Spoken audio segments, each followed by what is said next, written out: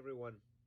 I'd like to thank you for the opportunity to say some words to remember Harvey Sugarman, a role model, a friend, a colleague, a teacher, a master surgeon.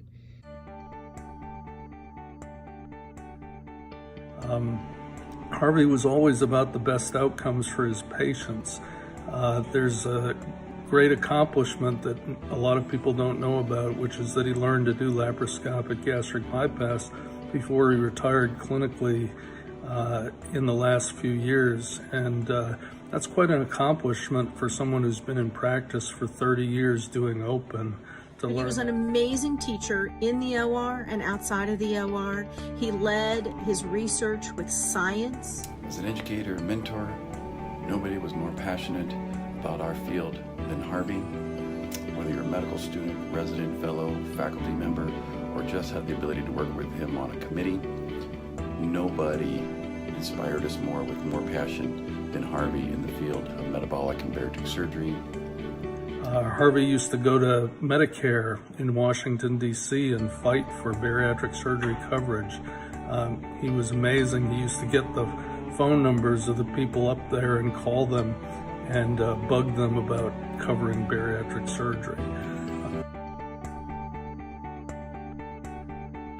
And those of us who had the privilege of working with him know that although we may have worked with him in some capacity in our careers, we never stopped working for him. Many of you may not know this, but in addition to being a leader in bariatrics, he was a leader in trauma. He's a former president of the Western Trauma.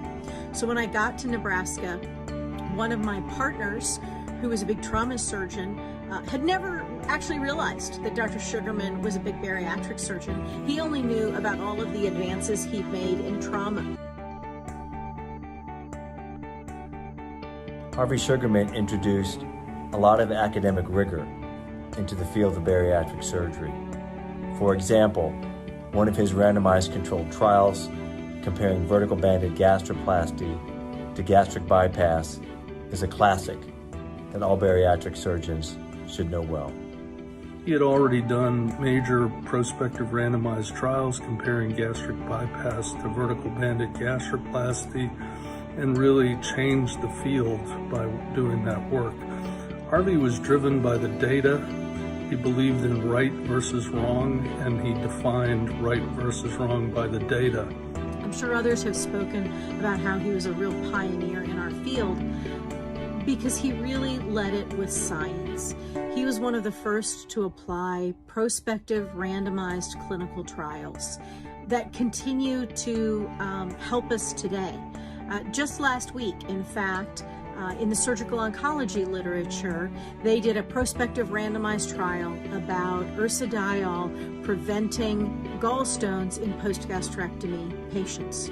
And when it started getting shared on social media, I was like shocked, because I was like, we've known about this since 1995, because Dr. Sugarman did a trial randomizing between placebo and 3 different dosing regimens of Actigol following gastric bypass, and he showed a benefit.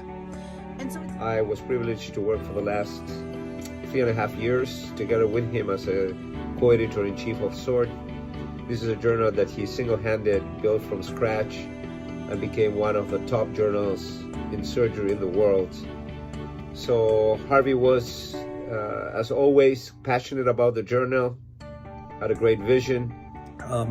I would summarize by saying that Harvey was a great academic surgeon, really a major contributor to the development of our field of bariatric and metabolic surgery.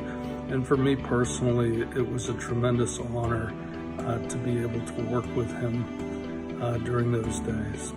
What you know about bariatrics, what you know about treating them pre-op and post-op, so much of it comes from Dr. Sugarman. And whether you realize you know it's because of him or not, it is. He was an amazing man. And welcome to your fellowship year, as we hopefully can teach you to be the best bariatric surgeons you can be. He will be dear missed by all of us. Rest in peace, Harvey.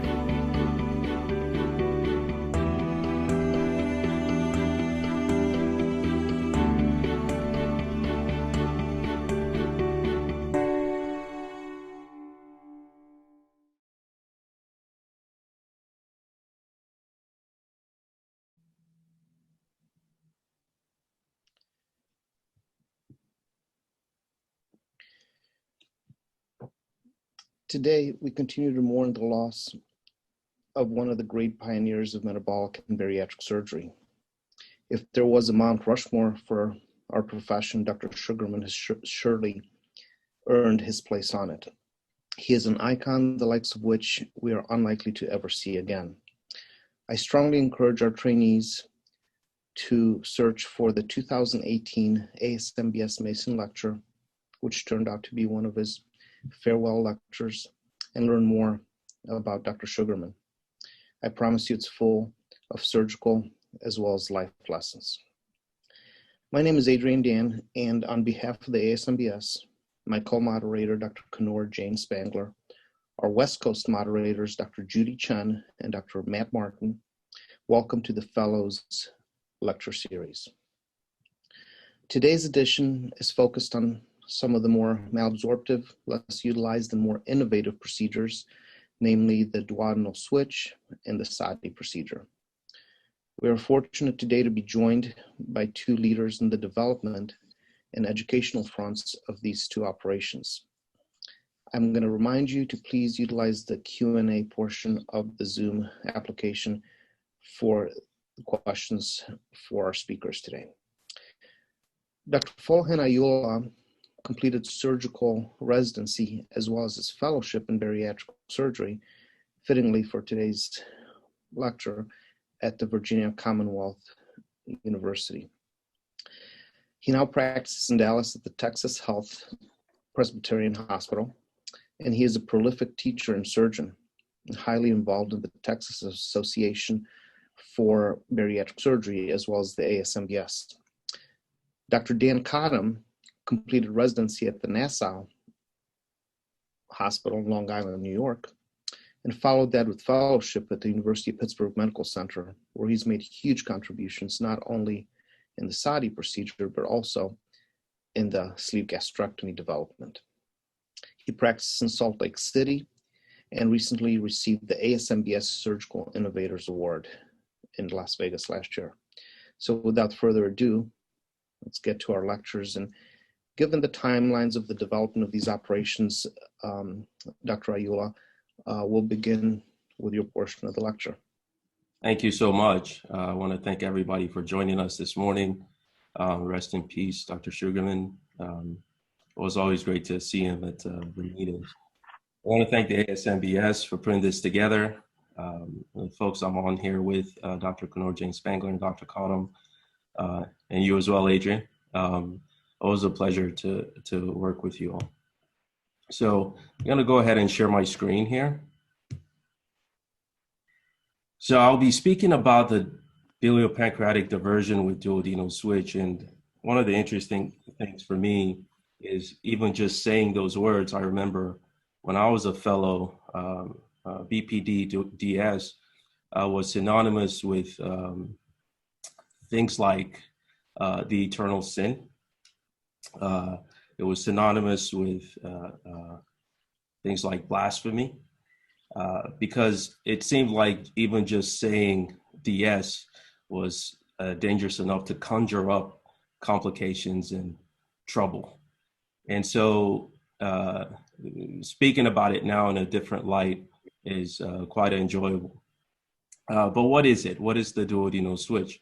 Well, historically, Dr. Scopanero developed the biliopancreatic diversion back in '76.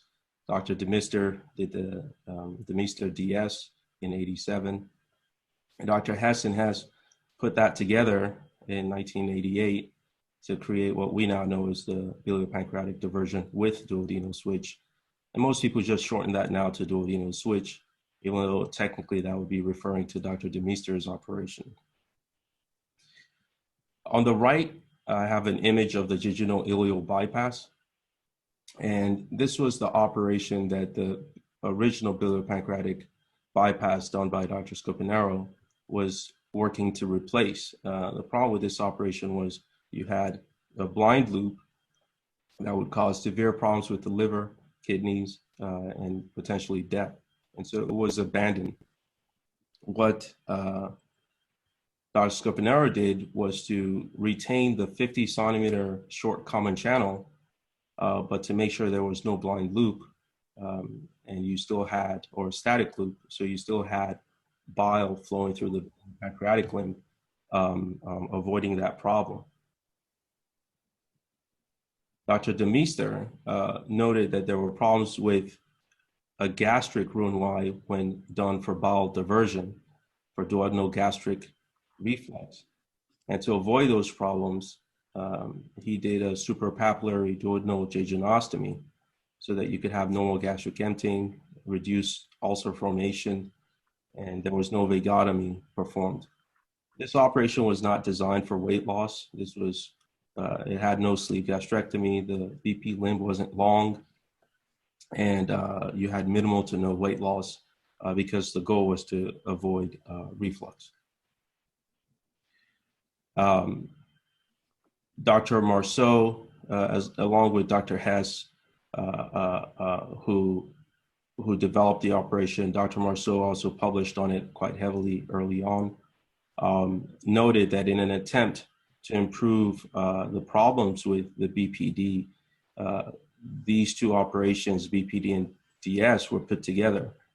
The benefit here was you preserved vagal continuity because there was no distal gastrectomy, and you also left the pylorus intact, which helped with dumping syndrome. In addition to that, the 50 centimeter proximal limb, the 50 centimeter common channel rather, was elongated to 100 centimeters, and that showed you lesser prevalence of side effects from such a short limb. The weight loss was mainly a function of the biliopancreatic diversion, but the parietal gastrectomy also contributed to weight loss. So in terms of anatomy, how this is done, it's a sleeve gastrectomy, which we all know and love, followed by the division of the duodenum.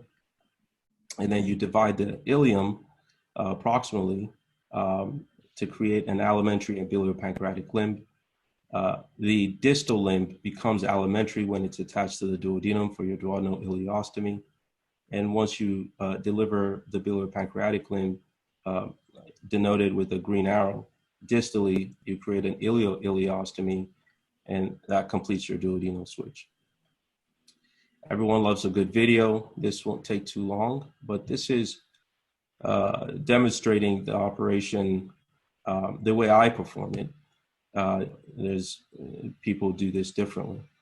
You identify IC, you count the bowel proximally to the common channel and mark a common channel. Usually for me, this is 100 centimeters from the ileocecal valve. And then I continue to count the bowel proximally for another 150. Biliopancreatic to your left, alimentary to the right, that's divided. The mesentery is also divided. And then I march the alimentary back to where I marked the common channel and set up for an anastomosis. Once the anastomosis is stapled, the common enterotomy is closed in a Lambert type fashion in my hands. And then I'm gonna go ahead and close the mesenteric defect.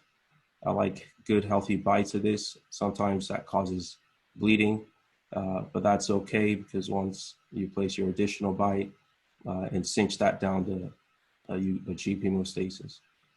I anchor the alimentary limb to the gastrocolic ligament, so it's easier to find once I want to do my duodenal ileostomy, especially since we go in Trendelenburg. I'm gonna go pretty quick through this, take down the short gastrics to do your sleeve.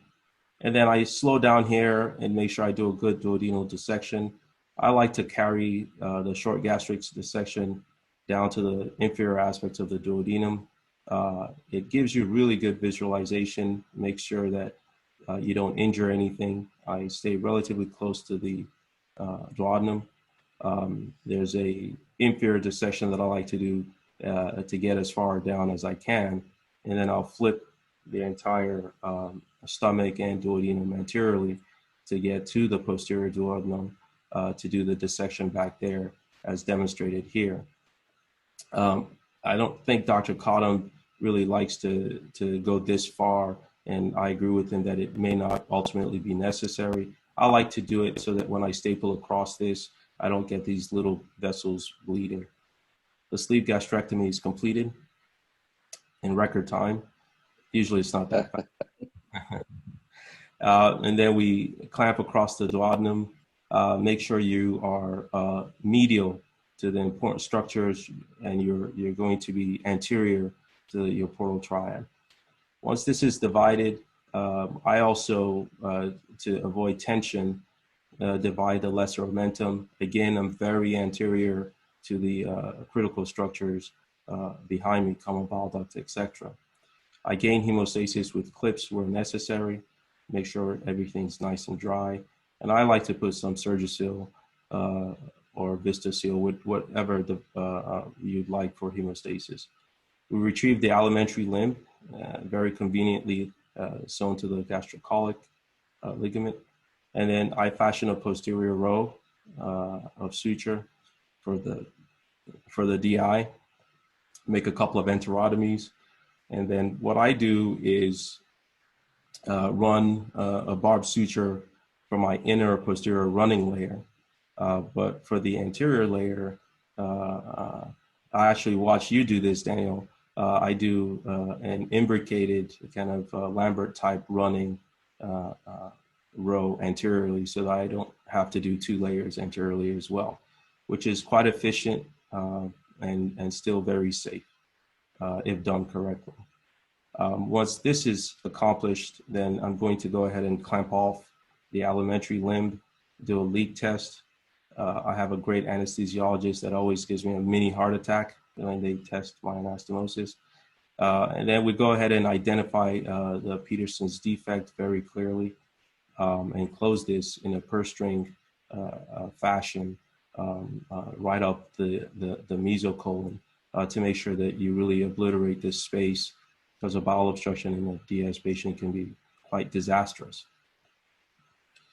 The specimen is removed, and I'll keep on here. The way I close the specimen removal site is also using suture to reapproximate it. I find that this reduces the amount of pain patients describe from this operation, especially from this site.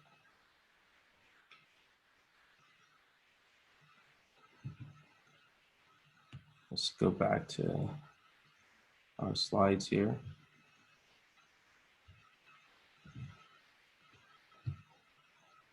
All right, so now you know how to do it if you're interested in doing this operation.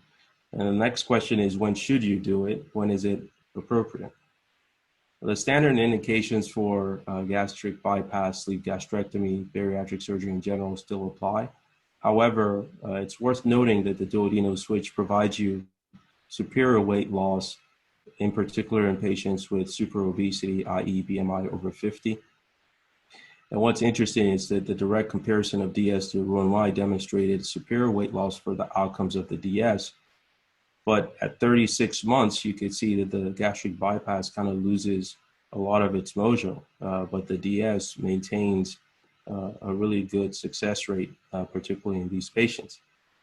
In addition to that, the DS has been demonstrated to show superior resolution of metabolic comorbidities that, interestingly, is actually independent of the weight loss the patient experiences. So it's an independent thing and not directly tied to the degree of weight loss.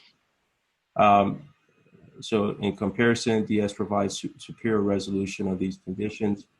If you notice with diabetes, in this study, there was 100% resolution of diabetes in the DS cohort versus 60% for the bariatric gastric bypass cohort. High blood pressure or dyslipidemia also showed marked improvement in DS versus bypass. The only place where bypass was superior to the DS here was with reflux. So the question then is it safe? Even though you're getting better results here, is it a safer operation, or is it a safe operation in general to perform? So Dr. Hess described this in his paper. I was really surprised and amazed that they had 92% follow-up at 10 years. I wish I could have that in my clinic. And with that remarkable level of follow-up, they saw EWLs between 70 to 80%. In this cohort of about 1,100 to 1,300 patients, the BMI was typically about 50.9. And the major complications they experienced were gastric leaks in less than 1%, mortality less than 1%, and reversal less than 1%. What they saw the most were revisions to the operation at 3.7%. And I'm going to kind of go over that a little bit more. So reasons for reversal were mostly low protein and malnutrition. They did have some patients that had diarrhea and did have a patient with cirrhosis from the low protein and excess weight loss. One of the things they pointed out was that patients that didn't follow up tended to get sicker and have more issues as you would expect. One of the elegant things in this paper was how they performed their DS reversal with a side-to-side proximal anastomosis. This operation I've done as well. It's very straightforward, very simple. You simply go in, count the bowel proximally, and put an anastomosis together, and it works really well. The patients that had a revision, again, were for low protein and excess weight loss. A few of them was for excess diarrhea, and 11 patients in this cohort actually had revisional surgery because they didn't lose enough weight. The treatment for the folks that didn't lose enough weight involved reducing the gastric reservoir or shortening the common channel. The shortening of the common channel really didn't demonstrate a whole lot of additional weight loss, but it stopped weight regain. Otherwise, they would lengthen the CC or the alimentary channel to address the diarrhea or the low protein. So their conclusion was that the BPD-DS was safe, it was effective, patients had high satisfaction, long-term outcomes were great, low complication rate, and they kind of pointed out no foreign materials were left behind, like with the VBG or the lap band, and the pylorus was retained, unlike in the gastric bypass. And so I have to bring the meme full circle and bring Drake back for a second here. Has that been replicated? Have other people kind of demonstrated something similar? Here's an article looking at 1,000 duodenal switches, again, BMI usually above 50, and they demonstrated a leak rate about 1.5 in the gastric leak, duodenal leak about 1.5 as well. Gastric leak tended in this study to occur more when done via laparotomy, and most people don't do laparotomy anymore for these operations, but duodenal leak seemed to occur more in the laparoscopy group. They had one death in this study due to PE. And then for minor complications, they had things like wound infection, food intolerance, and you note their EWL was also in the range of the high 70s. Rehospitalizations in this cohort was for food intolerance, small bowel obstruction, stenosis, denutrition, things like that. Interestingly enough, this seemed to happen more in the laparotomy group, with the laparoscopy group not experiencing a similar cadence. That's one of the things we always say, that laparoscopy has made these operations more successful. So let's go do it, right? Before we do that, we gotta wait a second and talk a little bit more about what you should be worried about if you go ahead and do these operations. Obviously, we always worry about leak as an early complication, 1 to 3% risk. The DS is usually performed in patients with high risk since their BMI is over 50, and oftentimes you're doing this as revisional cases after a patient has failed a sleeve or a bypass and things like that. If you get a leak, usually it's at the staple line of the sleeve gastrectomy. The things you have to worry about are the typical signs of sepsis, tachycardia being one that you should be very well aware of, lower urine output, white count elevation, things like that. Patient stable, you can diagnose with a CT, but there's absolutely nothing wrong taking a patient back for a second look with a diagnostic laparoscopy if they're unstable, if there's doubt about whether it's a leak occurring. the best thing you can do is have a negative diagnostic lab. Treatment is drainage. TPN and enteric tubes can be used to support nutritionally. Patient stays NPO, obviously, and antibiotics coverage. It's a good idea to repair if you can, but keep in mind that even if you're able to repair, the repair may not hold, depending on the tissue you're working with. So you should have a way to feed the patient afterwards. We confirm resolution with radiological study, upper GI or CT scan at the appropriate timing, 4 to 6 weeks, depending on what you're looking at. If you feel like you did a good repair, you may want to get an upper GI in a few days. For proximal leak at the sleeve, a stent is an option, obviously. If you have local expertise for endoscopic suturing or endoscopic wound vac placement, that's also certainly an option. Mortality increases with delay in diagnosis, so you want to make sure that you keep an eye on that. Bleeding, as we all know, tachycardia, hypotension, in particular in late stages, melena, hematochezia, hematemesis are some of the signs you may see. And usually this is diagnosed with serohemoglobin, and you can confirm with CT with IV contrast if the patient is stable. Always remember to stop your Lovenox or anticoagulant. Toradol and Lovenox together increase the risk of bleeding. The treatment is endoscopy if it's intraluminal and proximal. The treatment is laparoscopy if it's not self-limiting, peritoneal, or within a small bowel anastomosis. Usually by the time we identify bleeding on lab work, the bleeding actually has stopped. And so oftentimes I don't have to reoperate on patients that have a bleeding complication. PE, dreaded complication. It's always better to prevent it rather than try and treat it once it does happen. Tachypnea, tachycardia, and dyspnea are the classical signs. If the patient is stable, you can diagnose this via PE-CT. If unstable or you're in doubt, it's always a good idea to start empiric anticoagulation if PE is suspected. And it's the typical treatment modalities once it is diagnosed. Usually this is a matter of anticoagulation. Obstruction can occur early, mid, or late. Abdominal pain, colic, nausea, vomiting are some of the signs you would see. Diagnosis by CT scan. On upper GI, you won't see the biliopancreatic limb. So a normal upper GI does not mean you don't have a bowel obstruction. I prefer a CT scan to demonstrate this. Management, an upper endoscopy can manage obstruction at the duodenal ileal anastomosis. You can dilate that out. But if it's the small bowel that's involved, it could be an internal hernia, adhesions due to barbed suture sometimes, stenotic anastomosis distally or intussusception. Again, with this anatomy, vomiting and things like that is not what you're looking for to confirm your diagnosis, because it depends on the limb affected, what kind of symptoms you see. Nasogastric tube placement may not alleviate the problem, and you certainly don't want to place this blindly, if at all. Make sure your CT has PO contrast, and prompt surgical consultation is indicated, and you should go take a look if you have a small bowel obstruction.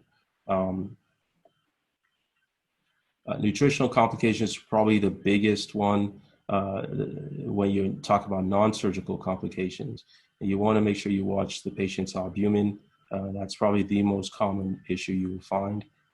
Excess weight loss, lab work findings will clue you into this.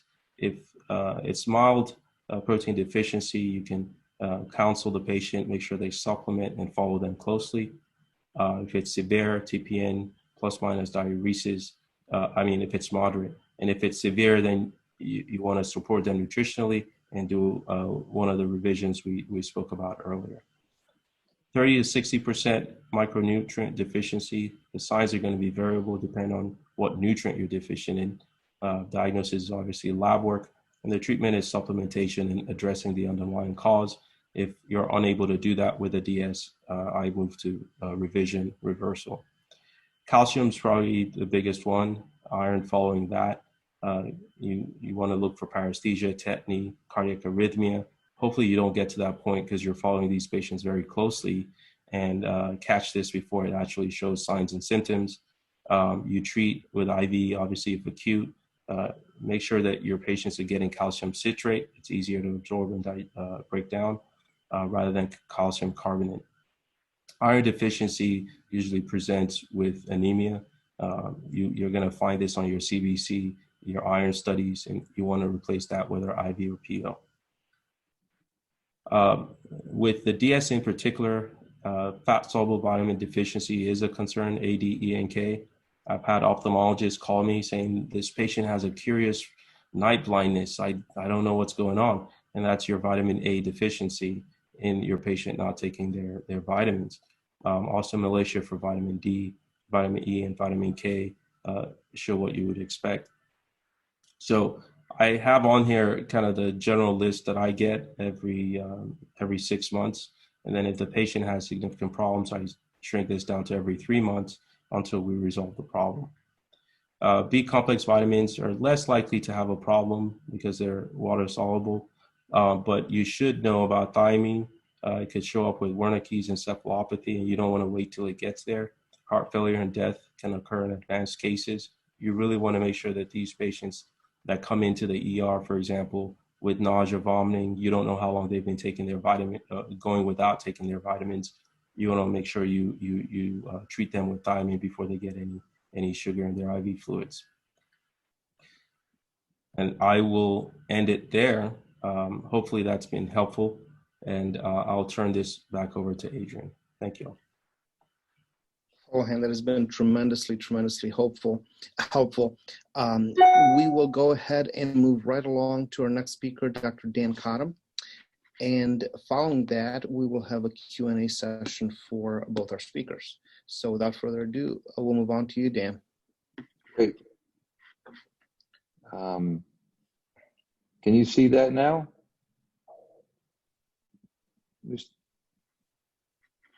Your screen sharing. We are Adrian, seeing it. You're seeing it? We are seeing it. Great. So I'm going to combine like two. I mean, that was just a perfect introduction to what I'm doing. And I'm going to actually highlight my long-term outcomes, which this is a paper that just got accepted into SWORD. And it was actually reviewed by Harvey. So on the theme going today. And I just want to point out we have a lot to unpack today, and that's my truck down there getting ready to head on a trip with my rafting equipment all stacked up on the back of it. Okay. So those are my disclosures. That's all the equipment unpacked. That's a river that we're rafting up in Idaho called the Bruno River. It's in the middle of nowhere to nowhere, and this is my family. So if an employer calls you up when you guys finish your fellowship and says, how many people were successful with your surgery? How could you answer that? And I'm trying to promote a new way of looking at surgery. So this is really fun to do today. The first weight loss surgery is 67, but the fact that we can't answer how or what we define success is a real big problem. And the thing that I'd like to point out that we can't use patients' feelings because if you are trying to tell an insurance company someone hasn't done well or you need to do a different operation, you can't say, well, the patient feels like it. You have to develop definitions. They've developed these definitions on oncology and endocrinology, but notably, we really don't have a standard accepted definition of success. And this is just some petroglyphs down by in southern Utah that my daughter's standing next to, and just showing that we've had this problem for a long time in surgery, and we still do. So now, what is failure? Now, if you buy a TV at Costco, you know what failure is. And this is a picture of me ice climbing over here on the right. And I know exactly what failure is when I'm ice climbing, right? But can you tell me what failure is in surgery? And so with that in mind and trying to pick failure and what we would do, I have a couple of scenarios that I'm going to present to you that I want you to think about when you're going through. If you have a person with a BMI of 55 and a heart condition that must take an aspirin daily, what surgery are you going to do? If you have a patient with BMI of 45 and diabetes, what surgery are you going to do? If you have severe degenerative joint disease and rheumatoid arthritis, and you have to take Motrin daily, or a 35-year-old woman with severe dysmenorrhea and a BMI of 53, pick a surgery And I want you to think about that since you're fellows as to what you would do when you come out later. So the next thing that I'm going to highlight, and I know we had a wonderful introduction to the duodenal switch, and since the SADI-S is a derivation of the duodenal switch, I want to highlight the fact that SADI-S is not a malabsorptive operation. What we're seeing as we're going through time is that physiologically, what we're doing is elevated the unconjugated bile salts, and these unconjugated bile salts after these operations correlate with the long biliopancreatic limb. And so the longer the biliopancreatic limb you have, the more unconjugated bile acids are getting absorbed. And so actually, my goal is to maximize unconjugated bile acid absorption. And RULIMs, as you'll see, are a poor way to do this. So this is a picture of a SADI-S, or the loop duodenal switch, however you want to refer to it. And the honest truth is the biliopancreatic limb there is what we're trying to elongate. And if you look at all the papers, without going through all the papers, what you find is that the RULIM makes absolutely no difference in long-term weight loss. So if the RULIM makes no difference in long-term weight loss, what's the point in having it? And that was kind of the history behind getting this SADI-S started by Dr. Torres. I read his second paper to come out on this. And in 2013, we started doing this and going, and we've abandoned all RULIM creations in our practice. And, you know, we haven't looked back. This is a sport we call canyoneering, when you go down the canyons and you uncover the obstacles as you come to them. And these are all these interesting formations down in the rocks in southern Utah. So one of the things that I like to get across to people when we talk about RULIMs is that most people don't understand that RULIMs, just because they're RULIMs, not because the surgeon has a long-term operation rate of about 25%. This is based on at least 3 papers in the literature that have come out in the last 6 years. And you know, in my practice, we look at it as kind of like poison. And this is a Gila monster I saw when I was out mountain biking just the other day. Really fascinating, about 2-foot long lizard. It's really cool. The other thing that I like to point out about RULIMs that people aren't aware of is that everyone likes to say, oh, they're very rare, but they're not. RULIMs, absolutely not. And when you look at the data, we have 2 papers. And the thing that you see is that RULIMs are 1% per year, not 1%. And it doesn't matter whether you create them after duodenal switches, done with the RULIM or a gastric bypass. And the frightening thing with this, in both these long-term papers, what they saw was that the risk for long-term herniation is 1% per year. And in neither the time frames did people stop having internal hernias, meaning it was 1% per year throughout the entire time. So you're just as likely to have that happen in the first year and the 10th year. So this is a picture of my cohort when we wrote the paper a year and a half ago. We're up to almost 1,000 cases now, but we had 750 cases with a starting BMI of 50, and we spoke about the patients who were really good candidates for duodenal switch, and this is the same with this operation. You can see that 40% were diabetic, and that's a big number for diabetes and poor outcomes, and we talk about high risk. This is what happens with weight loss. It's exactly the same as the duodenal switch. One of the things that I would point out to you is that if you take a short-term view of looking at your outcomes and you look at a duodenal switch patient and a gastric bypass patient at 18 months, there's very little difference in weight loss. And I like this slide better than my 6-year slide in my paper that just got published. But essentially, just like Ayoola, Dr. Ayoola showed this, the truth is that the change in BMI once you get out to 2 years is absolutely flat, and it continues that way as long as the graph curve comes. So we really do have a powerful effect, and there is no real let-off as you go through time, unlike in the gastric bypass, which interestingly, if you look at the papers, you start gaining weight almost from 18 months when you get that nadir, the high point of the weight loss on. It's almost a straight regain. So the nutritional outcomes, back to the point that this is not a malabsorptive operation. We leave people with the 300 centimeter common channel, 250 to 300 without any RULIM. And what you find is, like we pointed out just earlier, the things about calcium, but if you leave them with the 300 centimeter common channel, look at the calcium. You have essentially exactly the same outcomes in calcium. You do have a little bit higher parathyroid, but the albumin rates are very low. But one of the things that I like to point out, they tell you be afraid of this. You know, we actually have fewer vitamin D deficiencies as we go through time. Vitamin B1 is unbelievably rare, as we already pointed out, and vitamin A is pretty low. One thing that I have discovered that's unique to DS versus gastric bypass is it does carry a higher zinc deficiency rate, which we haven't seen any symptomatic patients for this, but it definitely exists, and we take it into our planning. And that is at our 5-year data. So if you're leaving someone with a 300 centimeter common channel and a loop anastomosis, you know, I have compared these outcomes with nutritionally to gastric bypass papers. And in every single incidence, my nutritional outcomes are, if not equal or better than. And there could be several reasons for that, but I just want to make clear, this is not a severely malabsorption or nutritional deficient operation. So what about the vitamin parameters? This is, again, back to this is not a malnutrition operation with a SADI-S. If you look at these, this is from a paper I published comparing the sleeve gastrectomy loop duodenal switch. And at 1 year post-op, and I know that's early, but you can see that the vitamin deficiency outcomes, there's no statistical differences between the two. And we really don't see hardly any in practice either. Now, what about the short-term complication rate?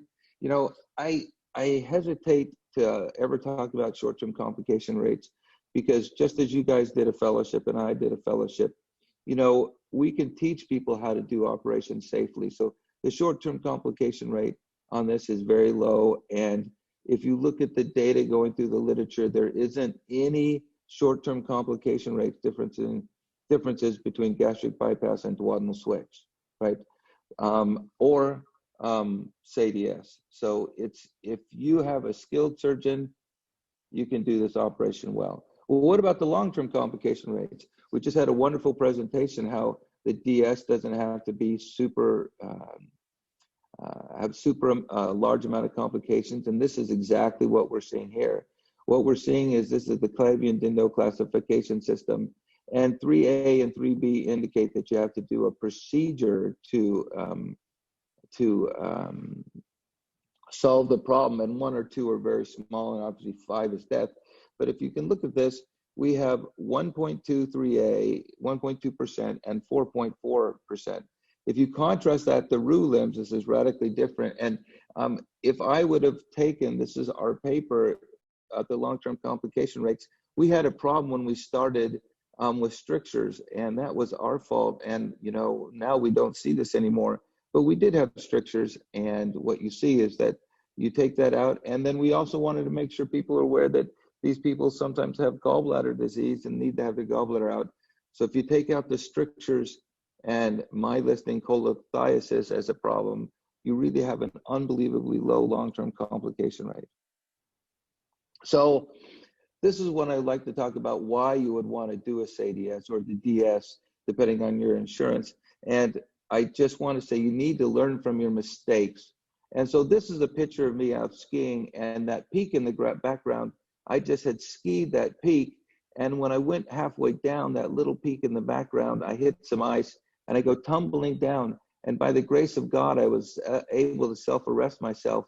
But after, it was the second time I had skied that. After I had skied that craziness, I said, I don't need to ever go back and ski there again. And that's how I feel about doing gastric bypasses on duodenal switches. So when we look at Phil Shower's Stampede trial that he did, and they had this interesting definition of success, which was a hemoglobin A1C with or without medications. And the sleeve gastrectomy showed 14% at 5 years by that definition. And the gastric bypass showed 22% at 5 years. Now, we did a multiplied randomized trial, and using, this is a Medtronic sponsored trial with 6 locations, one of them being Duke. And by that trial data at 12 months, we had 96% compared to what we see over there, the Stanford trial, using that same definition of data. And I always have to ask the people, if you went into your oncologist and your oncologist said, I have this treatment for your cancer, it cures your cancer at 14% or 22% or 96%. And he said, I really don't feel comfortable doing the 96% cure. I'm going to do the 22% cure. You'd get up and walk out of the room because it would be malpractice. You're trying to kill people. And the truth is that if you have a patient with diabetes, there just isn't another operation. And there's so much wonderful long-term data about this. And this is what we see in our own practice right there. This is our long-term data at 6 years where we have 40% were diabetic, and we look at total resolution is 77%. Improvement is 19.3%. And the number who didn't improve are 3.2%. So again, right at that 96% rate, and that's that same definition. And this is what we really see when we do this operation on diabetics. So that gets back to my definition, what is failure? And when we look at this non-responders by procedure, meaning the number of patients you're going to treat and what happens to those patients and which one of those procedures actually fail to deliver the weight loss by a standard metric. And the metric we're going to use in this one, which is the most popular one in the literature. And, you know, all the arguments about different ways to do and measure success are all valid. And this is just the one I'm using. So I'm not trying to denigrate other ways to look at success and failure. So what you see is that the upper limits of sleeve gastrectomy, you have a 50% failure rate, and the lower limits are a 30% failure rate. Roux-en-Y biopsy is 35% to 14%, but what we see with the SADI-S is somewhere between 13 and 17%. Now, this is an interesting, a very old slide that I have, and it just shows the ranges of success for the different procedures and with the standard deviations. And this was actually the slide that I presented the Blue Cross Blue Shield of Texas a long time ago in order to get them to cover the sleeve gastrectomy. And at the time that I presented this slide, there was no insurance carrier that were covering the sleeve gastrectomy in the entire US. And this was part of the presentation that we did, the Blue Cross Blue Shield of Texas, Oklahoma, Illinois, and New Mexico, to get them to cover the sleeve gastrectomy. But the interesting thing is that I look back at this slide and it was so prescient because it shows what we're trying to achieve. We're trying to achieve consistent outcomes with very little standard deviation, which is what the SADI-S does. Now, one thing that people really don't understand is that we've all deluded ourselves in thinking that our wonderful postoperative programs, and I have a wonderful postoperative programs, are the reason that our patients are long-term success or failure.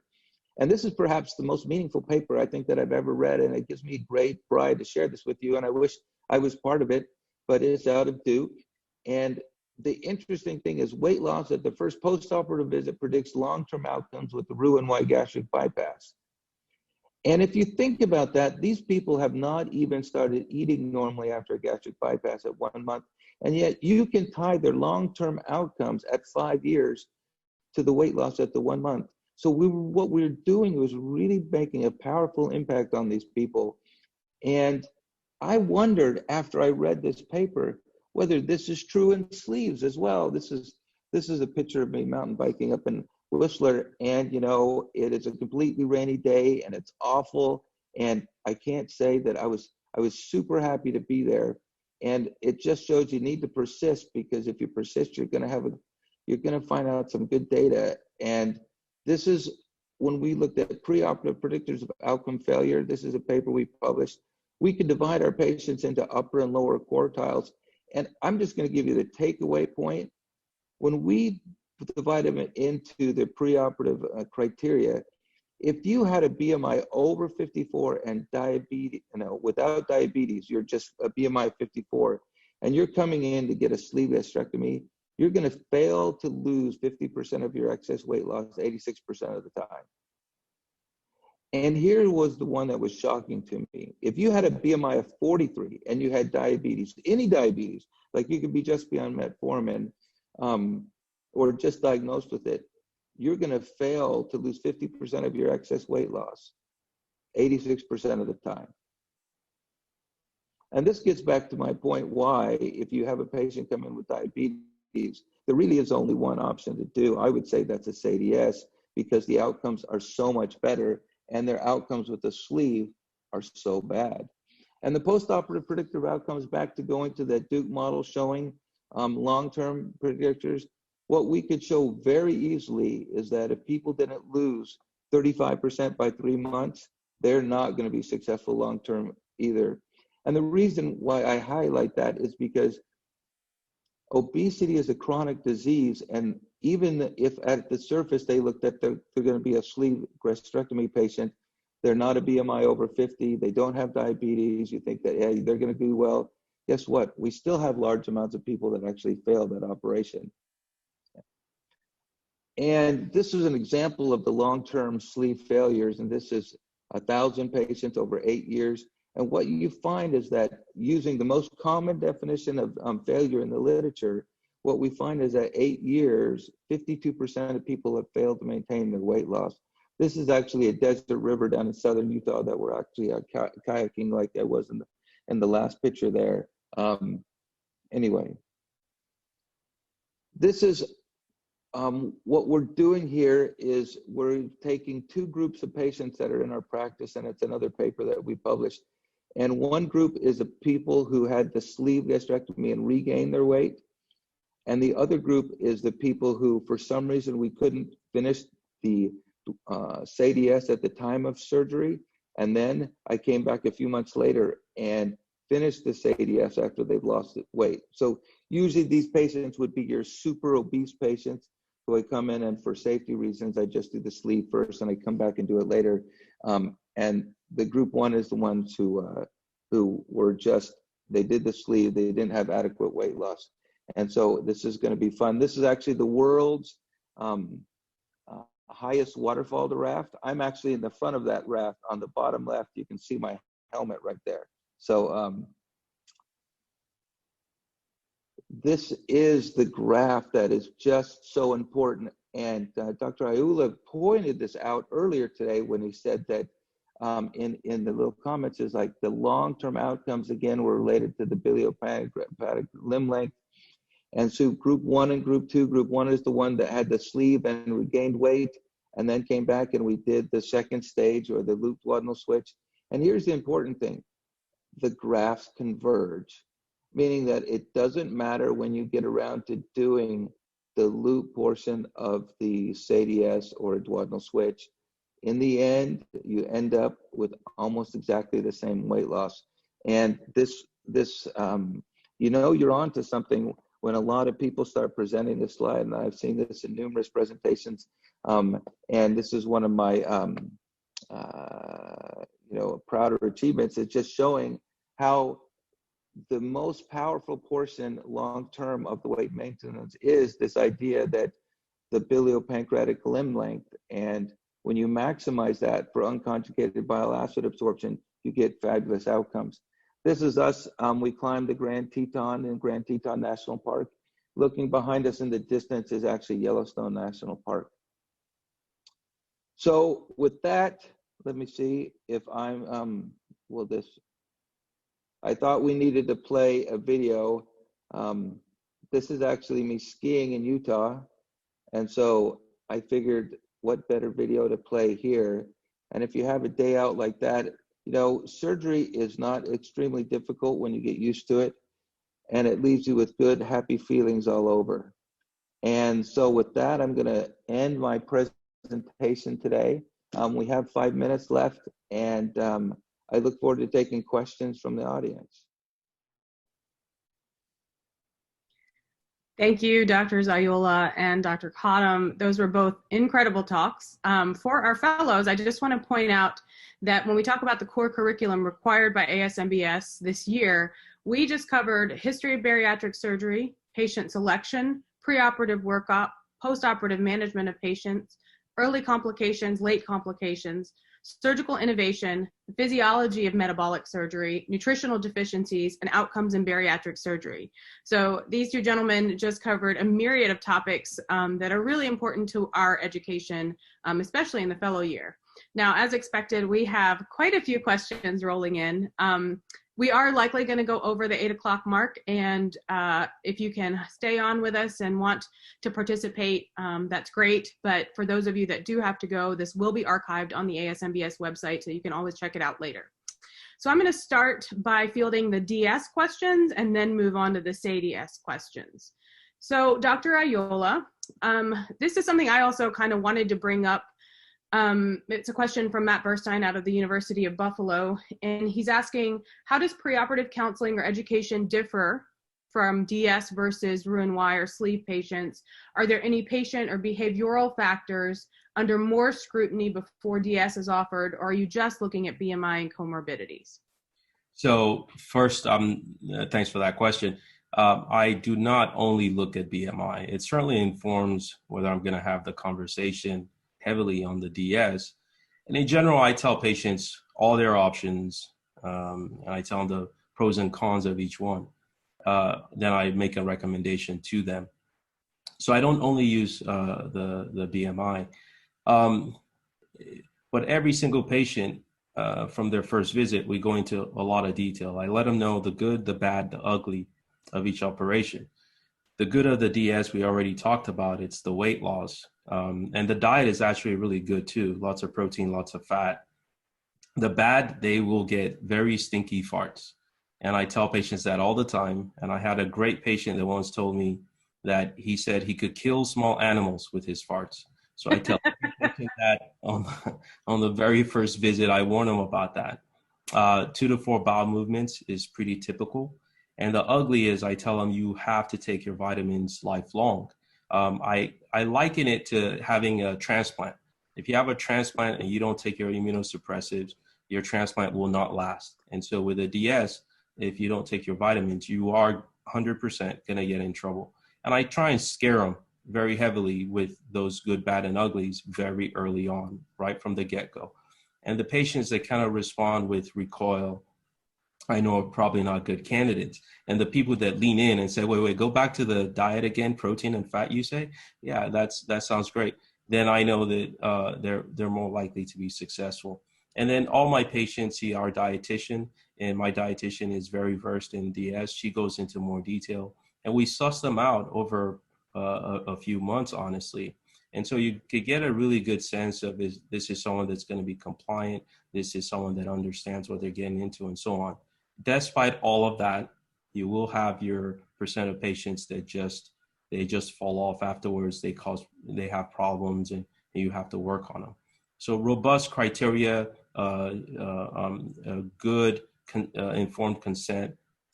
Patients are never surprised after their DS with what they get. They know exactly what they're walking into, and they're committed to it. Absolutely. Yeah, and I would just add that these are the patients that I drill down the hardest as far as social history. What is their compliance history? How close are they to me? Are they going to be able to follow up as frequently as I need them to? And do they have a history of doing that? Will they be able to afford their vitamins lifelong? All of those things are, of ultimate importance. And I'll just add one more thing.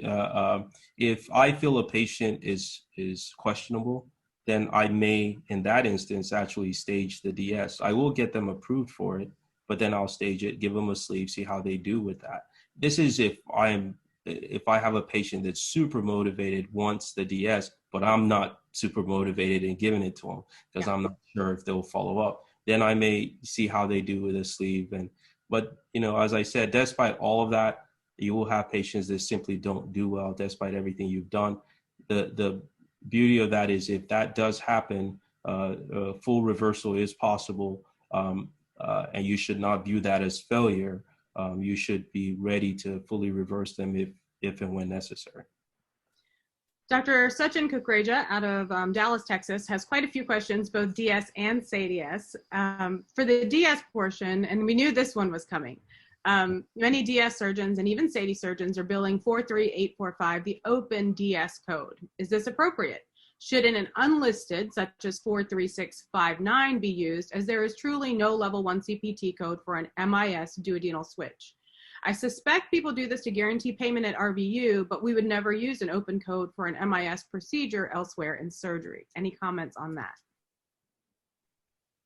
I can tell you, since we do it 2 ways, and you should be cognizant of what your payers want. I mean, all that we're required to do is get the closest code to what we're doing, right? And so we have two ways, and for our market with the Noridian contract, we have to bill the SADI-S as a sleeve gastrectomy with a small bowel enteroenterostomy. And that gets paid every time. The insurance carriers have told us in my market that just use the DS code, and they're fine with that. And so I think it's not that there's one answer.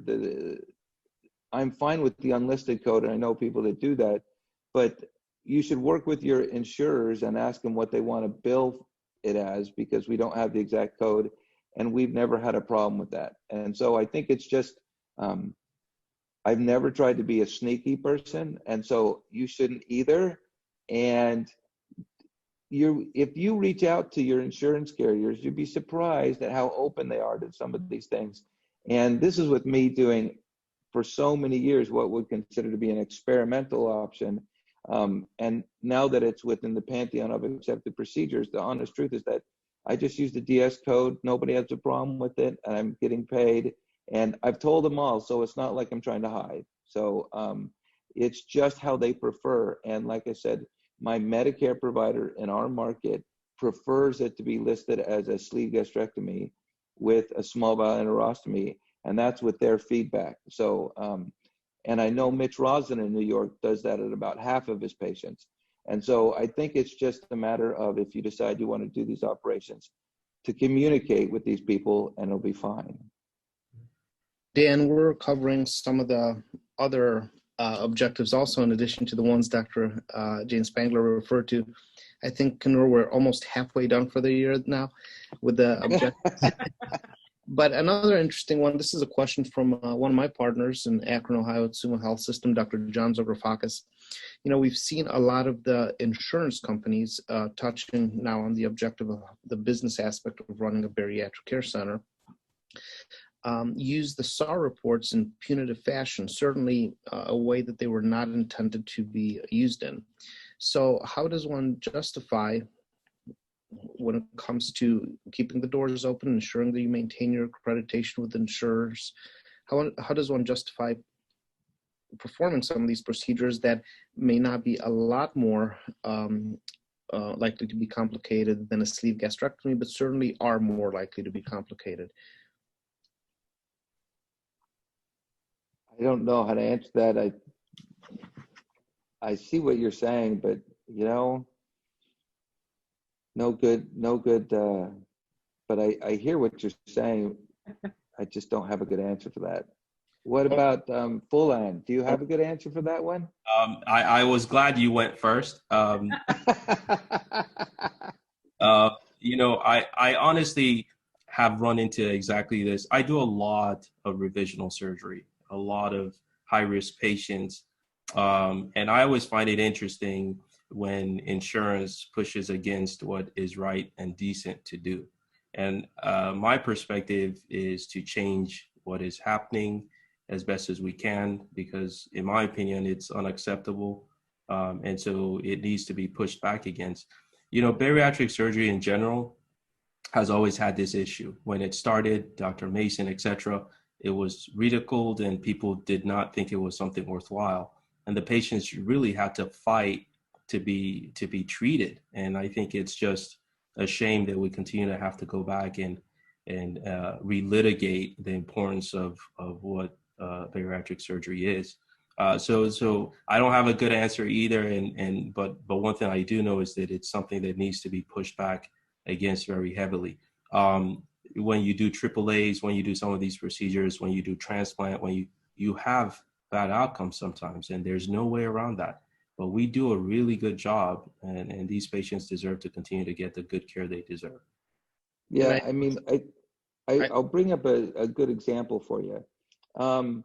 When we first started going to the gastric bypass to SADI-S's for patients who failed to lose weight or regain their weight after gastric bypasses, and you had Corey McBride in that tribute to Harvey Sugarman on, and she came in and investigated our center of excellence. She was our our site inspector, and she saw that we were having a 20% leak rate early on.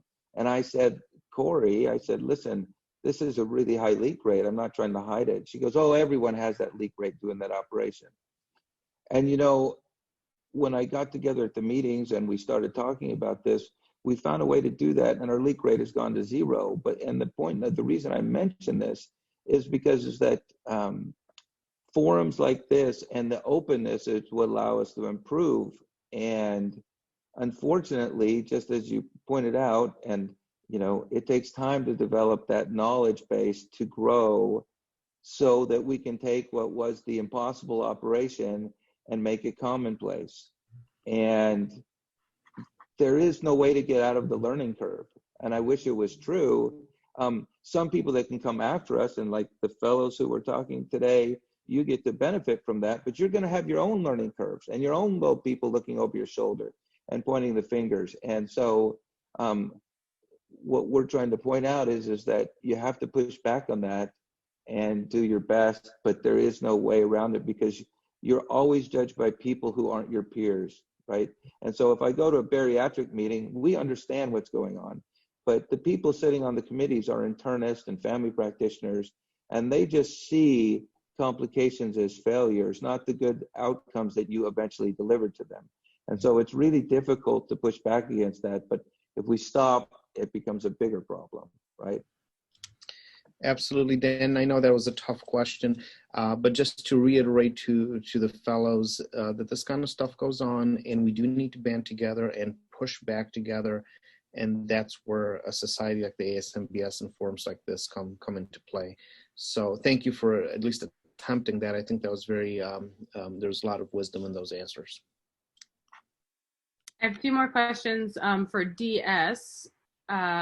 And one of them is actually from one of my fellows, Dr. Marina Chumakova-Oren here at Duke.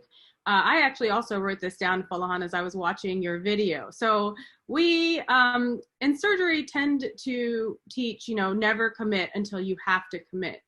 So we often, I think most of my partners and I all do the sleeve as the first portion of our BPDDS. Do you always do your II anastomosis first? What if there are issues, don't have enough reach, there's some sort of patient safety issue, why not do the sleeve first? So that's a great question. You can technically, obviously, do the sleeve first. There's nothing stopping you from doing that. I'll tell you one of the main reasons why I don't do it first is that I put in a Nathan liver retractor, and with the way my trocars are set up, it makes doing the lower anastomosis more difficult. Mm-hmm. And so I like to get that out of the way before I put in my liver retractor and go into Trendelenburg. And so that's just my personal preference. I actually feel that the part of the operation that commits you is the division of the duodenum. Right. You divide duodenum, you're okay. You could literally do the ilio-anastomosis and leave, and the continuity is there, everything will drain, and you can come back and address what you need to address. So you haven't burned any major bridges. So I don't think that that's a problem. I have never had a situation so far, knock on wood, I'm hesitant to say this almost, where the root limb has been too short. I think part of that is because I divide the lesser omentum, that really allows the stomach to swing down very low. I think if I pull the omentum to the patient's left, that reduces the bulk. I've had to divide it once. Worst case scenario is going retrocolic. I've never had to do that, but I do know that you have the option to do that. But again, I've never had a problem where reach has been an issue. So far so good. I do probably about 200, 250 duodenal switches a year.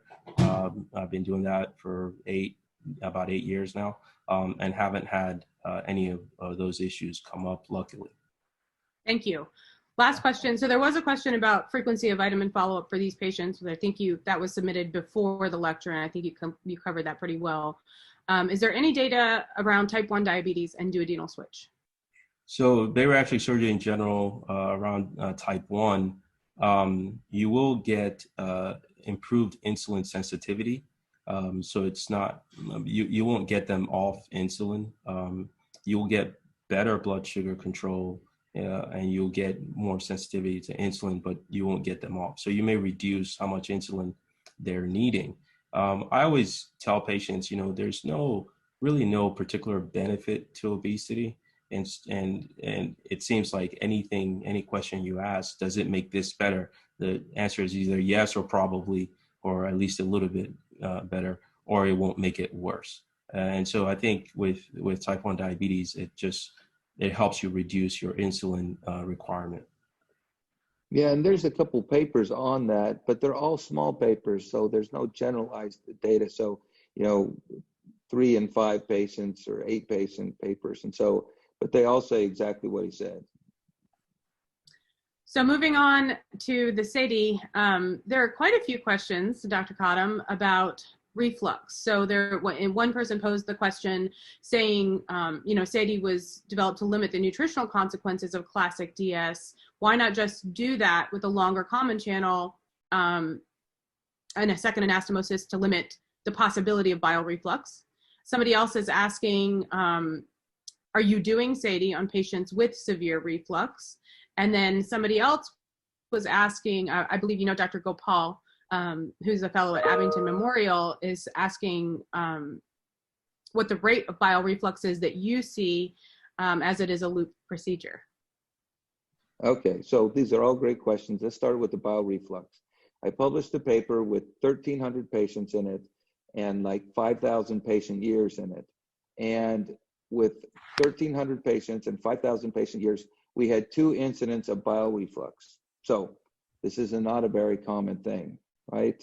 And it's really, that's why we have the pylorus there. It's just, there are so many more things important to worry about, especially when you compare it. The comment that you said, well, why don't you just do a RULM? Well, anytime you do more, complications happen. And when you look at the outcomes of RULMs, like I said, internal herniation is 1% per year. When we looked at the internal herniation rate with the SADI-S, we're at about 0.01% of people get internal hernia. In fact, I only know of 2 incidences where it's ever happened, and I know almost everyone doing this around the world. So it's just unbelievably rare with the loop anastomosis.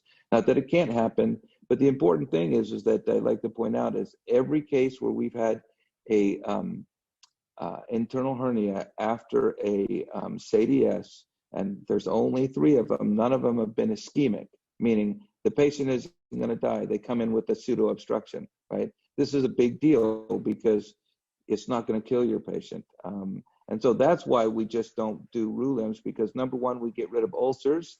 And that's another thing that, that we pointed out at the start of the lecture today, was that why did they not like doing the duodenal switch at the start? Because it had ulcers. RULMs, by their very nature, are ulcerogenic.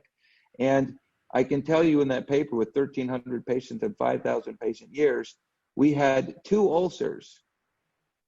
2, right? Compare that to any gastric bypass practice, and that's with up to 6 years follow-up in 5,000 years. So the reason why you do the SADI-S over duodenal switch is you like to sleep at night, right? There's no perforations, there's no ulcers, and there's just no phone calls. I like to tell people, my wife knew when I stopped doing gastric bypasses because the phone calls stopped coming, okay? And I would tell you that. Now, the question about the reflux is a real question, and I'm not going to downplay it.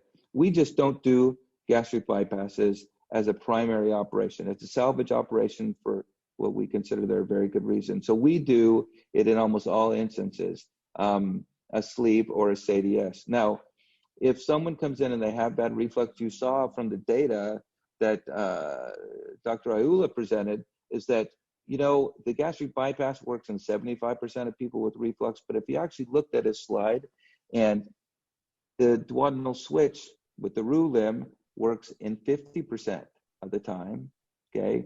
And what we've shown in our own practice and published is that we're getting up around that 65% resolution of complete resolution of GERD, with almost everyone else being controlled with proton pump inhibitors, which I don't view as a failure, okay? And so I just don't ever see a reason to jump off and do it for any reason. Now, I will tell you this, there will come a time in my life where there's a duodenal switch patient who develops horrible reflux, and I'll have to convert him over to a gastric bypass. But I'm at 1,000 SADI-S patients, and it's never happened. And I've done probably 6,000 gastric bypasses and had to convert 2 people to gastric bypasses. 6,000 sleeves, and I've had to convert 2 people to a gastric bypass for severe reflux. So it does happen, but it's unbelievably rare. So that's how I would answer those questions. So one of the follow-up questions, just in general, Dr. Stephen McKenna is asking, can we not just, with a bypass, lengthen the BP limb and shorten the RU limb? And I think the long and the short answers are you're still left with the issue of malnutrition with a short common channel, and then also you still have the risks of internal hernia and marginal ulcer. So I think— But I want to bring up an important thing that he's bringing out, and I think this is, since we have fellows here and we're talking about education, this is super important, okay? And I wanted to highlight that early in my talk, is that this is not a malabsorptive operation, it's an operation with unconjugated bile acids, right? And because every comparative study between gastric bypass and DS has never been done accounting for unconjugated bile acids, we never have had a real comparative study, okay? Because unless you control for that, you can't really compare them. So I think what this person is asking is, well, hey, if I equalize the amount of unconjugated bile acid absorption with the RU and Y limb by lengthening my biliopancreatic, shouldn't I get the similar outcomes? And I would say, absolutely, you should get your similar outcomes. But the reason why we started doing the loop and anastomosis in the DS is because we were trying to avoid the complications, not to maximize the weight loss outcomes. And then, but afterwards, after I'd done it a while, I was like, holy crap. And then, and one more thing I think it's important to point out to the fellows when we talk about duodenal switches or SADI-Ss. This is not a fat malabsorptive operation, even though we have some fat soluble vitamins. I like to tell people it's a carbohydrate malabsorptive operation. And for people who do duodenal switches, when do they get this horrible gas that Dr. Ayoola described, okay? It's when they're eating carbs, it's not when they're eating fats, right? So I always say that this is the positive reinforcement factor with the operation, because carbs are in general, not in everyone, is what make us gain weight. So if they go home and eat a bowl of pasta, not only do they suffer because they're going to have horrible diarrhea, everyone in their family suffers. So everyone is on the same page, not wanting to eat the wrong foods. So, and I admit that it is a side effect, but I call it a positive side effect. And I share this just like Dr. Ayoola does with my patients, that this is a good thing, okay? Not a bad thing. you just answered another one of the questions, and I totally agree. It does sound like that's another multi-center trial in the making as far as lengths are concerned. And I've slowly over the last few years been marching out my BP limb. And of course, that's currently anecdotal experience. I would love to take a look back at my data over time. One last question, I think, and then we'll wrap it up. Would you do a SADI-S on somebody with Barrett's? Absolutely, without question. And I tell you, we're just now starting to get this data in, which is super exciting. I have several cases of Barrett's resolution after SADI-S. So, you know, if you control the reflux, then you control the Barrett. So I'm just not worried. One more. So people are asking, Dr. Ayoola, I'll let you talk in 1 second. And then if y'all could also comment on patients with cirrhosis. Are you operating on them? What is the best procedure for them? I am not operating on cirrhotic patients. And I am operating on cirrhotic patients, and I use the same criteria that I do for any operation. That's to say that if they have cirrhosis without ascites, I'll operate on them. But here's one caveat that I'll tell you, and I've gotten in trouble with this, so I'm just going to admit, like, one thing that it's important to do is admit when we made a mistake. If you do a operation like a duodenal switch on a person with cirrhosis, and you leave them with protein calorie malnutrition, which will happen unbelievably fast, you can't do a 300 centimeter common channel. You have to do lengths more like a gastric bypass, like you know, 100 or 200 centimeters from the ligament of Treitz, not the other way. And I would tell you, in general, I would stage it just like Dr. Ayoola said. I would do a sleeve first and then just see what happens. I would not want to jump to that malabsorption portion, because I am afraid, because I've seen it, make it worse, right? And so it would be with fear and trepidation before I stepped into that, and I would do it in a staged fashion. Can I just say one last thing? We were talking about making the biliopancreatic limb longer, and then so you guys make me feel like I didn't really do a great job with my slides, because that's a BPD. Yeah. So you're right. You're absolutely right. Minus the marginal ulcers. Exactly. So we've seen kind of what that looks like. And I think that, again, it's important to remember keeping the pylorus, avoiding dumping syndrome, and some of those things are the benefit of not doing a gastric Roux-en-Y type operation, and rather doing a duodenal switch. Well, Dan and 100% Folahan, thank you. Thank you so much for sharing your expertise with us today. We thank you for your wisdom and for the wonderful, wonderful lectures. Hopefully we'll have you back again for future lectures in our series. Thank you so much. Have a good day. Hi, thank you.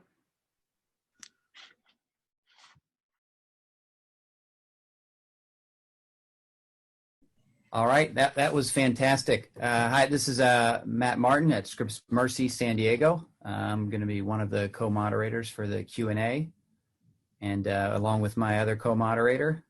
Hi, Judy, Chen here, University of Washington, Seattle. Okay, those were two great talks, and we've got some questions of our own and some questions from the audience. So, Judy, you want to go ahead with the first question? Yeah, so, apologize, I actually was unable to log on immediately, but I'm going to start off with our first lecturer, and I believe there were some questions in regards to technical for your duodenal switch, questions in regards to, drain placement or not. Also, when you do the sleeve, how do you, in your practice, consider your algorithm to revision to a duodenal switch versus a Roux-en-Y gastric bypass? And we'll start off with that question from, I think, Dr. Snett, from someone at Israel. Well, thank you, and thank you for that question. I think the first question was whether or not I left a drain. Probably for the first 2 to 3 years I did, and over the last few years I no longer leave a drain. I haven't seen any difference, so I don't recommend it. I think earlier on it gives a certain level of comfort to know you have a drain there, but practically speaking, I don't think it really adds anything. In fact, sometimes it makes the patient have more pain post-op if you don't get that drain out on time. It confuses people. When do you pull it? When do you not? So currently, I don't leave a drain. Do you get any kind of routine post-op contrast study? So I do an intra-op leak test with methylene blue, and then I do a post-op day 1 upper GI. Post-op day 1, okay. Yeah. I do a fair amount of revisions, so I'll revise Roux-en-Y gastric bypasses to DS. And what's frustrating is that the times I've had a leak, my leak test intra-op was negative, my post-op day 1 upper GI was negative, and of course they come back post-op day 8 or whenever with a leak, which is quite frustrating. But that's what I routinely do. And then the second question was when to revise a sleeve to what. I'll categorically say that I never revise a sleeve gastrectomy to a gastric bypass for weight loss. I never do that. I don't think you see a significant amount of weight loss after doing that. So the only time I'll revise sleeve to a bypass is if there's reflux, or if I'm trying to get rid of a stenotic sleeve to bypass the area of stenosis. If I'm looking for weight loss, then I am going to revise to a duodenal switch. So right now, probably half my practice is sleeve gastrectomy, roughly the other half is duodenal switch, and then gastric bypass takes up a sliver for patients that are heavy diabetics or bad diabetics, that can't have a duodenal switch for BMI reasons, insurance reasons, things like that. So it's a relatively narrow, and patients that come with really bad reflux that the bypass is indicated for.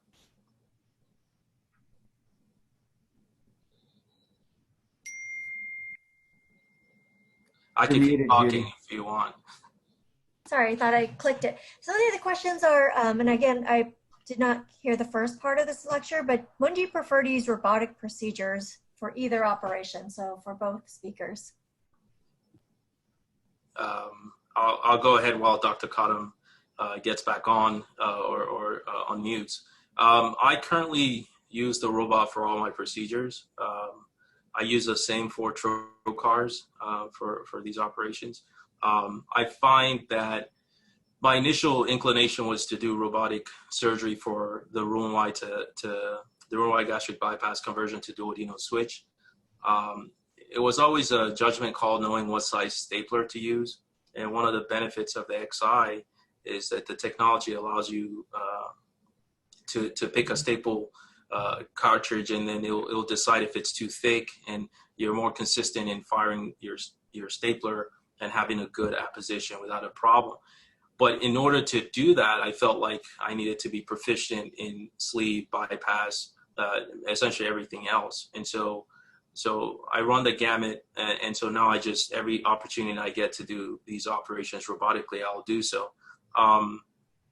With the robotic duodenal switch versus laparoscopic DS, I find that I can do a robotic DS through 4 incisions, whereas with laparoscopic, I'm using 5 or 6 incisions. And so I do see a benefit there as well in terms of how minimally invasive it is. And I think that's because some of the angles I can get, the dexterity I have with the robot. Is Dr. Cottam back on, or did we lose him? Dan, it looks like you're muted. I'm not sure if we lost you.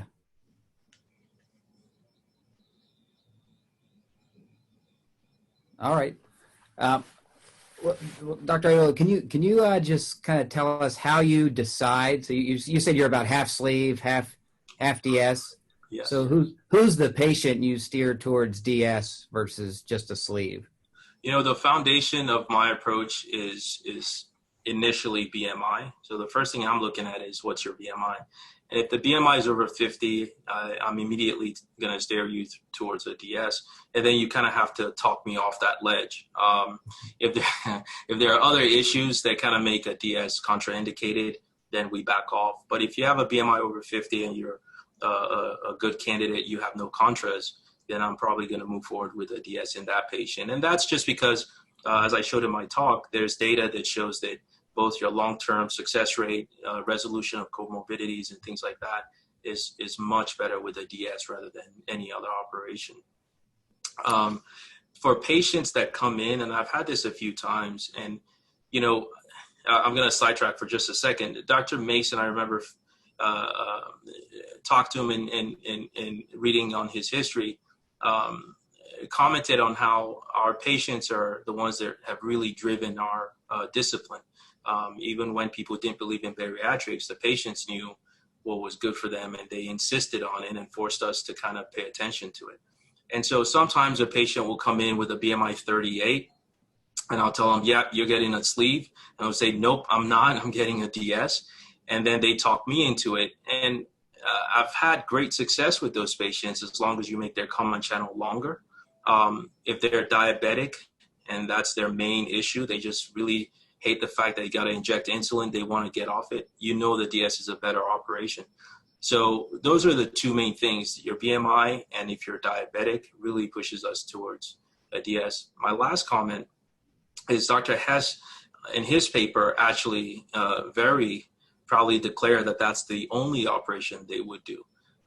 He felt like that operation was strong enough to address any BMI. You could elongate the limbs, you could adjust things, and he felt strongly. But I always tease that Dr. Scarpanero also felt that BPD was the only operation anyone should ever do.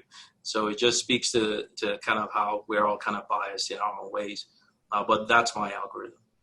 What about age? I started really hesitating in anybody much older than 55 with the DS. I've had very reasonable success. My threshold is a little bit higher. I think under 70, I'm still okay with it. And I've had patients do remarkably well.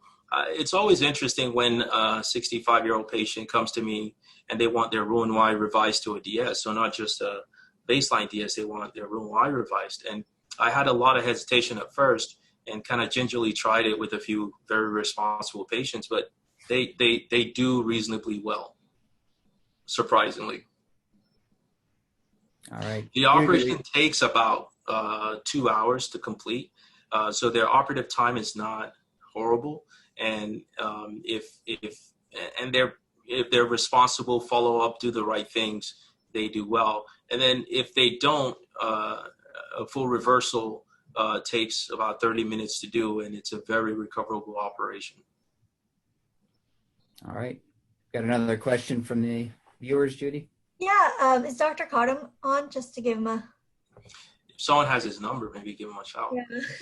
Well, I will ask you in regards to the differences basically in the total bowel length as described by Doug Hess, really measuring the total bowel length for your standard DS and then calculating your ideal lengths for 10%. And so I guess the question really is, is that something, I think that we should be advocating for to help really avoid those revisions and nutritional complications, diarrhea, and that's from Dr. Davis. That's a great question. I'm going to give Daniel a hard time next time I talk to him, making this one-man show. That's a really good question. Dr. Hess did describe the alimentary length being 40% of the entire length of the bowel, and then 10% of the entire length being the common channel. The interesting thing that I noted on that paper was that the common channel ended up being typically 7,500 to 125. Because it wasn't an exact science, you would round up to the nearest quarter. What I found is that 100 centimeters is my standard. That's what I want to do as a standard. And then if your BMI is under 50, I will, if your BMI is under 50 and you're a male, then I will make the common channel longer. I'll make it 125, 130. Because men tend to lose more weight because of the muscle mass and things like that. This has been my experience doing, DSs very routinely. If your BMI is over 50, I'm going to give you a chance, and I'll touch on why I do that. If you're having revisional weight loss surgery from bypass, I want to give you the best I can, and so I'm going to give you that baseline 100. I think less than 100 does spike up your rate of protein malnutrition, so I won't go less than that. But I think that if we overshoot by giving you 100, and unfortunately insurance carriers, other physicians, everyone's going to be aghast that you lost too much weight, and they're going to really encourage you to have a revisional operation to fix the weight loss and deal with the malnutrition. Unfortunately, if you undershoot and the patient doesn't lose enough weight, the opposite is not true. People criticize them and say, well, you even had a DS and you still didn't lose weight. What's wrong with you? And there's reluctance to allow me to take you back and give you a shorter common channel like you deserve. And so part of my calculation is just the bias inherent in our healthcare system that does not lend itself well to getting this right by titration, but instead kind of punishes people that don't succeed. No, thank you for bringing that up. I think that is so important to discuss because of, the fault, right? Surgery, the patient's fault, Right. So I think that there's definitely some nuances that are not captured in all algorithms, but these are, important aspects to kind of consider when looking at each individual patient and their specific presentation. Right. Dr. Cottam. Yes. I fell asleep right there. It must have been my presentation that put me to sleep. I'm sorry. No, I mean your pictures show your active lifestyle for other reasons. get out. Yes, I time in do. Utah there. So I guess, may I return to some of the questions? And I apologize, they're sort of scattered between the Q&A and chat, and I hope I don't miss any, but really, I think what I've found reading through these questions is in regards to the mechanism for diabetes, for SADI versus Roux-en-Y gastric bypass. The question from Dr. Corder, if I'm looking at this correctly, is that both would have a decrease in ghrelin. And I think you talked a lot about the unconjugated I did. Right? And so clearly both will be decreased in ghrelin. Do you think it's only because of that? I think that's what Dr. Corner is trying to ask. Absolutely not. I would tell you, we really have no idea why. We know that bile acids, through several mechanisms, which I did elucidate today, works on, several different pathways, and which one is really doing it, I don't know. What do you think, Folahan? Do you if the FX2 receptor and the IGL and interferon, interleukin pathways, I can't remember the exact, but there's several pathways that work, and I don't think any of them involve ghrelin. No, I don't disagree. I mean, I always like looking at the history of how we got here, and I don't think, I know that no one sat down and kind of designed the perfect operation. Weight loss after bariatric surgery was first kind of touched on when we noted that with gunshot wounds and artery thrombosis resulting in small bowel resection did fine in some patients, and other patients did not do as well. And then we further investigated that to try and figure out which part of the bowel matters and things like that. Gastric bypass, a byproduct of antrectomy for ulcer and cancer and things of that sort. And so we're kind of seeing stuff that works and then going backwards and trying to figure out why does it work. So I feel like we've come really far, but we're not sophisticated enough yet.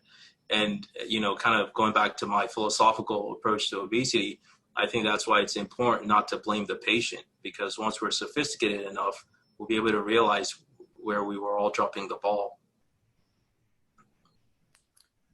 And so I guess in regards to expand, the reason to you're both promoting the SADI versus the bypass, do you think it's also because the bypass, the biliopancreatic limb is so variable? And so we're sort of comparing apples to oranges.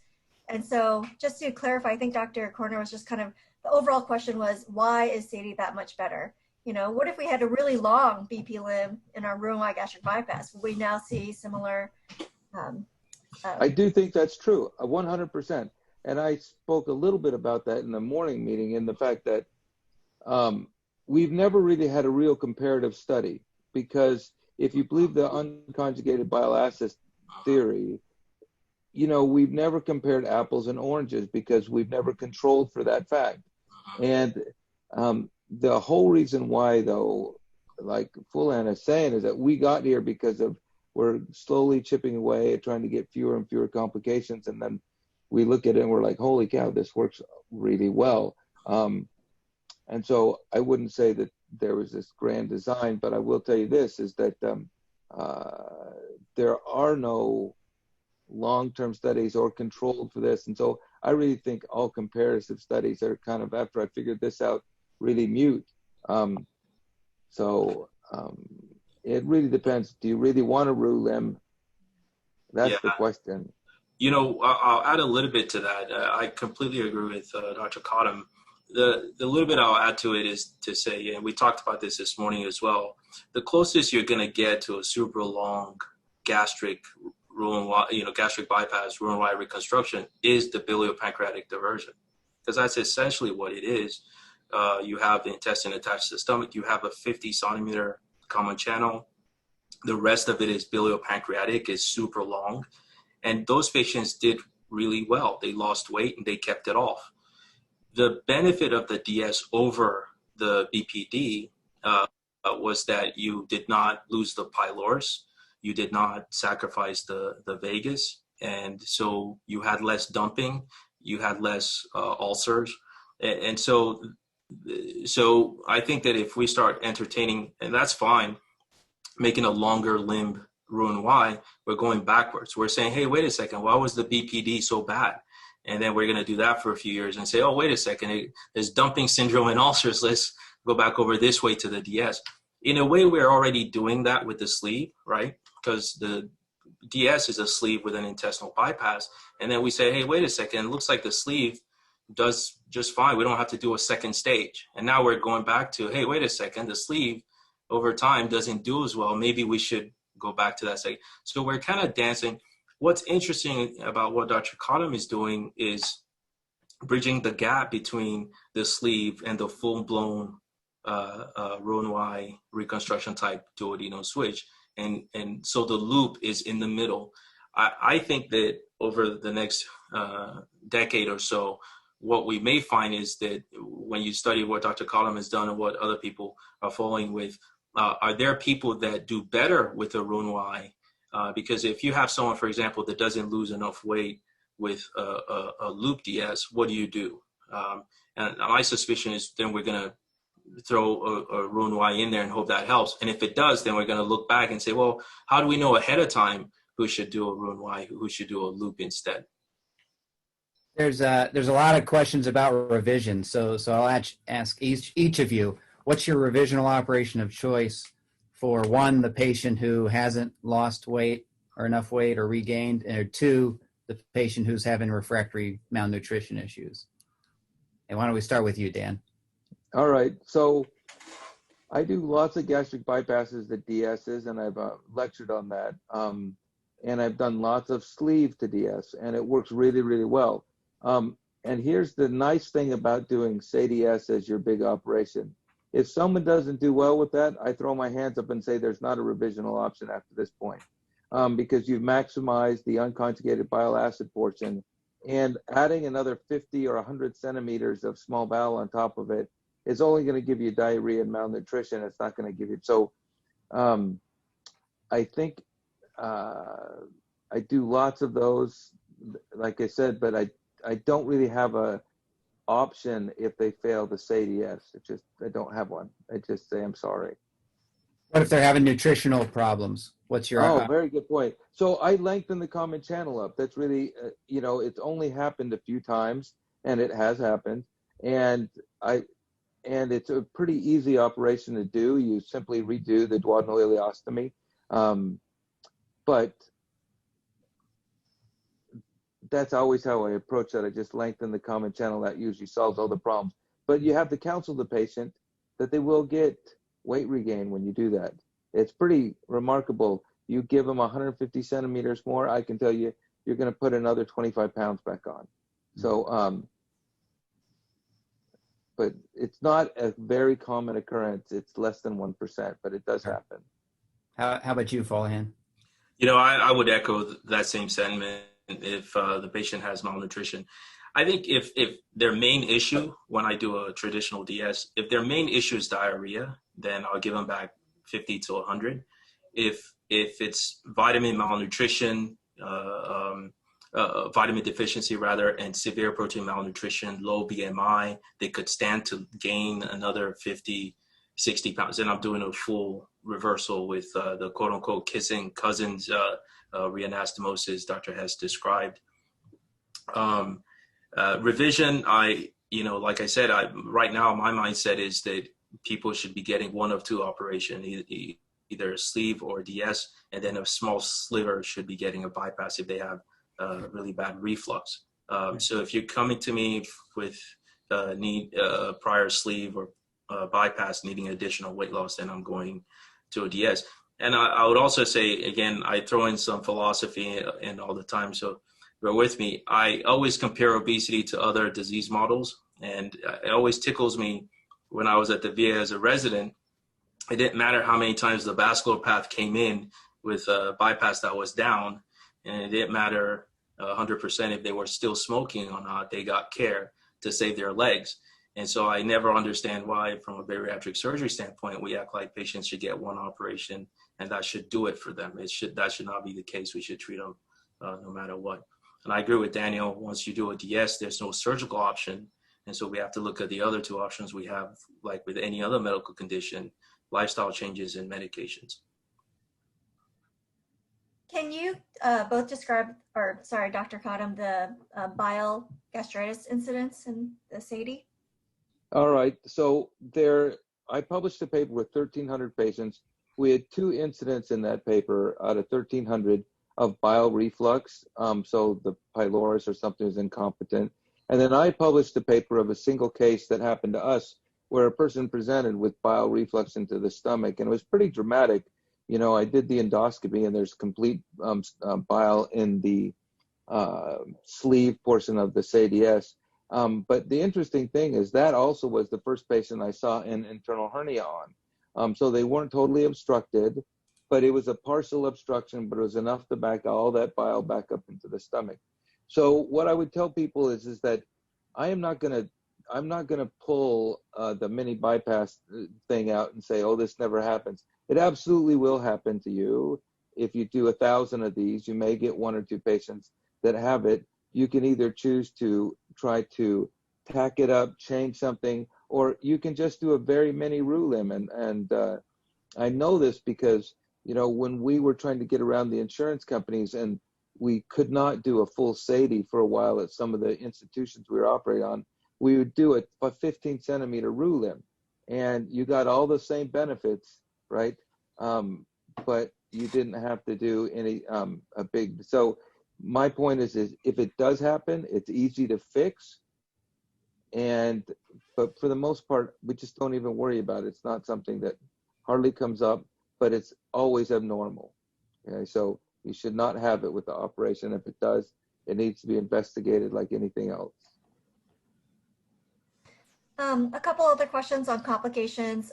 Gastric artery, I'm sorry, did I just say that right?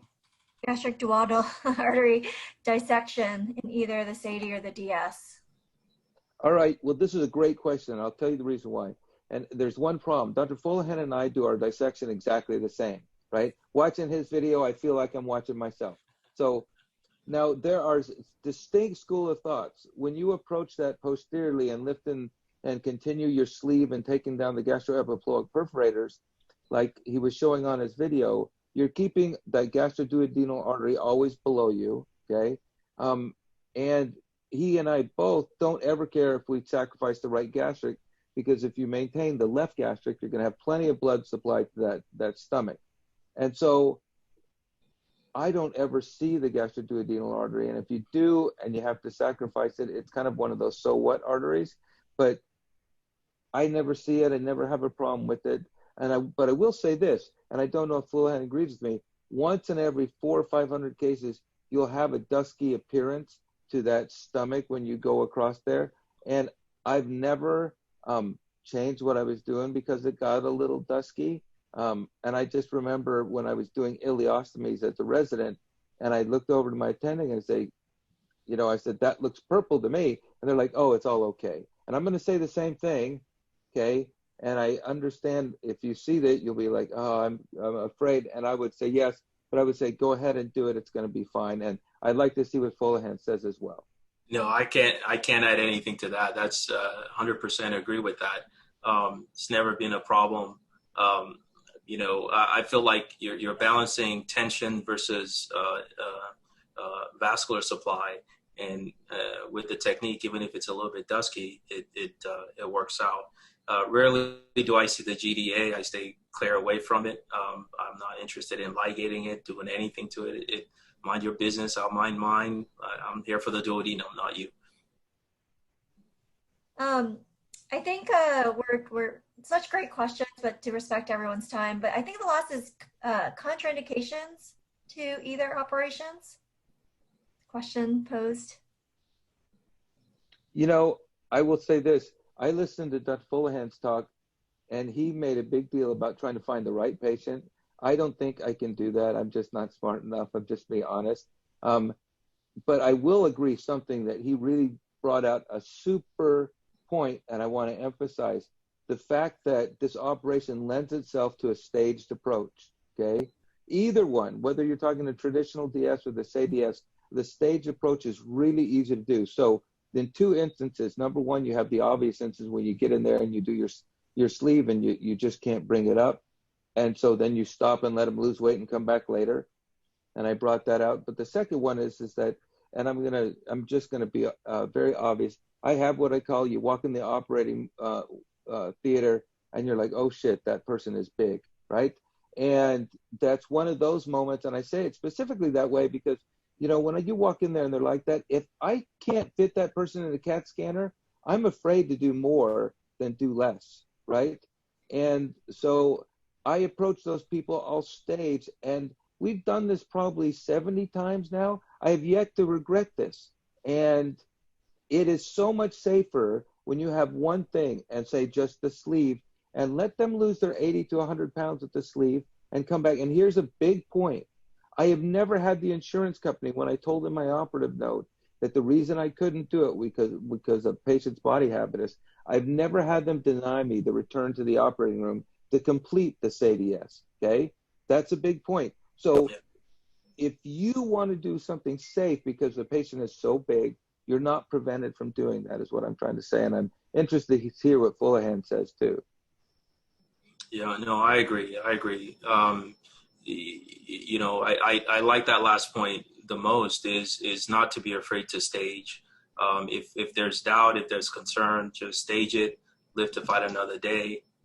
But the important thing is to let the insurance companies know ahead of time, because what they don't like is if there's a once in a lifetime, which I don't like, then they say, no, you never said anything about doing a DS. You're trying to get a second weight loss operation in. So just make sure you've put that up front to the insurance companies. But I agree, Dan.